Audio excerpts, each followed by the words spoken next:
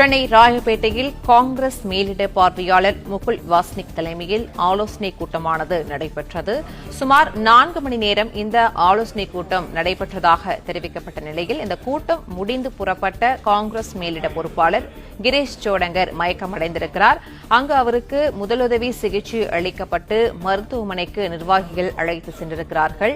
மயக்கமடைந்த சோடங்கரை நிர்வாகிகள் தூக்கிச் சென்று காரில் ஏற்றி மருத்துவமனைக்கு அழைத்து செல்லப்பட்டதாக தெரிவிக்கப்பட்டிருந்தது. இந்த நிலையில் காலையிலிருந்து நிர்வாகிகளுடன் ஆலோசனையில் ஈடுபட்டவர் உணவு உட்கொள்ளாததால் மயக்கம் ஏற்பட்டதாக நிர்வாகிகள் தரப்பில் தெரிவிக்கப்பட்டிருக்கிறது. கூடுதல் விவரங்களை செய்தியாளர் சரவணன் வழங்க கேட்கலாம். சரவணன், வணக்கம்.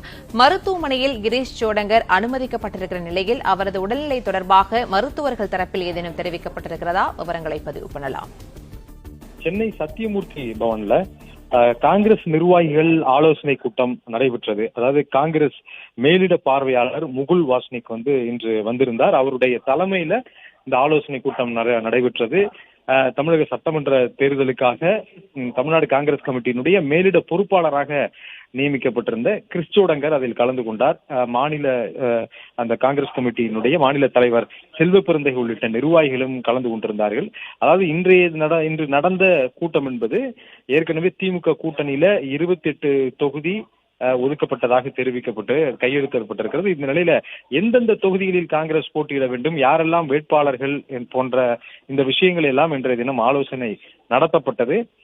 10:30 மணி அளவிலேயே முகுல் வாஸ்னிக், கிரீஷ் சோடங்கர் எல்லாமே விட்டார்கள். அப்போதிலிருந்தே இந்த ஆலோசனை தொடங்கி நடைபெற்று வந்து கொண்டிருந்தது. இந்த நிலையில் தான் ஆலோசனை கூட்டம் நடந்து கொண்டிருக்கும் பொழுதே திடீரென கிரீஷ் சோடங்கர் மயக்கம் அடைந்ததாக தெரிகிறது. அவரை உடனடியாக அவர் நடந்து செல்ல முடியாத அளவிற்கு மயக்கம் அடைந்ததுனால நிர்வாகிகளே அவரை கைத்தாங்களாக தூக்கி சென்று அவர் காரில் ஏற்றி உடனடியாக மருத்துவமனைக்கு அழைத்து சென்று மருத்துவமனையிலே அனுமதித்திருக்கிறார்கள். இன்று காலை முதல் தொடர்ந்து கூட்டம் நிர்வாகிகள் சந்திப்பு.